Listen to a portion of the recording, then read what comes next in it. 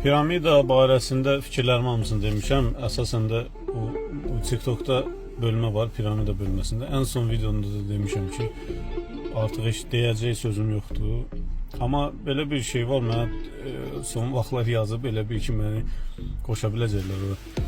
Şəbəkə biznesi bilirsiniz nədir? Ümumiyyətlə Azərbaycanda şəbəkə biznesi nə yerdədir? Əgər çox adam belə yolunu azırsa, onda o barədə də açıqlama verə bilərəm. Şəbəkə biznesi bir nümunəsini deyim, əgər hələ də anlamırsınızsa, 90-cı illərdə, 2000-ci, yox 90 yox, 2000-ci illərdə, yox elə 90-ın axırlarında Gerbalayev deyilən bir şəbəkə var idi, qəşəng oturmuşdu. İndiyənə kimi hələ onlar fəaliyyət göstərir, amma onların prinsipləri, necə işləyirlər, necə insanları cəlb edirlər və əsas iki faktor hansılardır onların işini aparan, onu açıqlaya bilərəm. Əgər Azərbaycanda bu torada düşənlər varsa, açıqlaya bilərəm. Rəylərdən biləcəm var yoxsa yox.